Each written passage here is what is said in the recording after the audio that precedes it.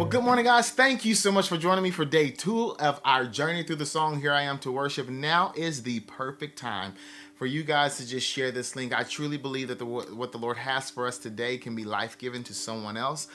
So take the time to share this link as we journey through the chorus of Here I Am to Worship. Here I am to worship. Here I am to bow down. Here I am to say that you're my God. You're altogether lovely. He's altogether worthy. Altogether wonderful to me.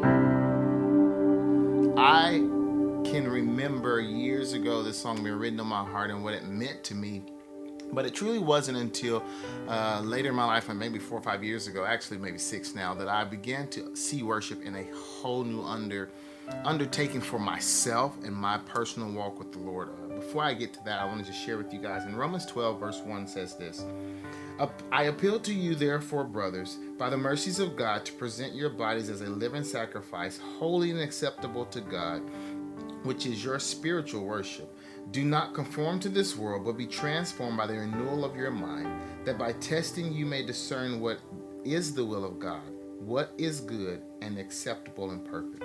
For me, for the longest time, worship was just the songs and the music, and I still know that is, but worship is so much more than just the music and just the songs. Worship is a lifestyle. It is everything that we do and how we, what we use it for, and the way that we use it to bless others, and the way we use it to celebrate what God is doing and has done in our lives. I found myself in a season, I actually wrote a song, it's called My Worship, and you can find it on iTunes and Amazon and different digital platforms, Spotify.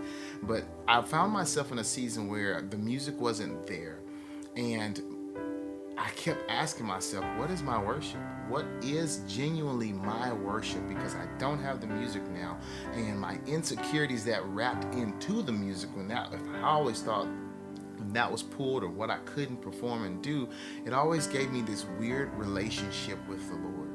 And then the reality came to me that, Frank, your worship is so much more than just a song, and it is everything that you are. And in different seasons of life, when we stumble and sin and fall and make mistakes, the enemy will use that against us, gravitate to our insecurities, or tempt us in ways to believe that we have no worth to bring to the Lord. And then we can start disbelieving all that God has spoken into us, all that He's called us, in the way that He wants to use us. I want to debunk that theory. I want to speak death to that and life to you guys today, to let you know that our worship is everything that we are.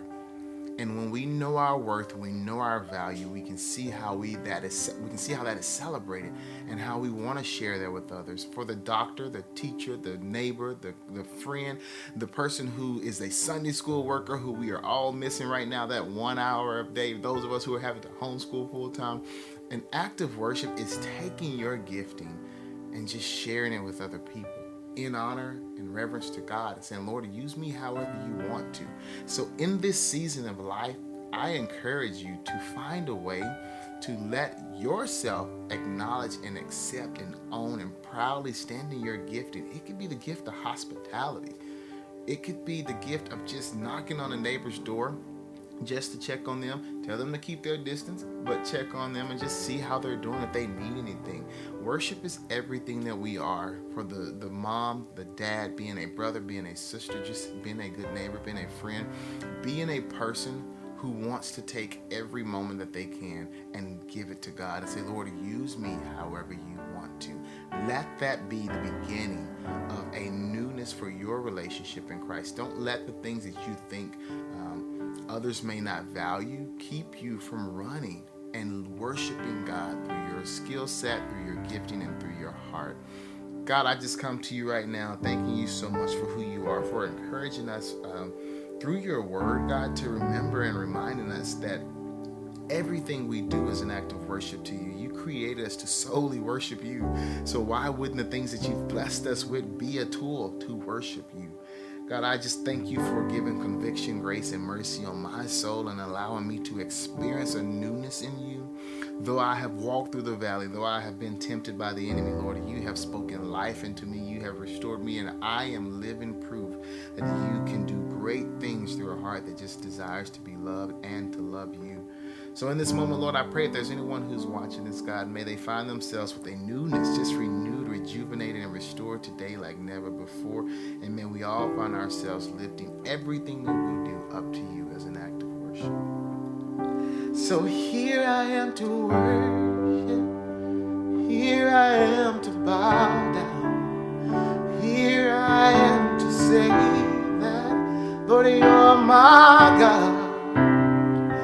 You're altogether lovely. You're altogether worthy.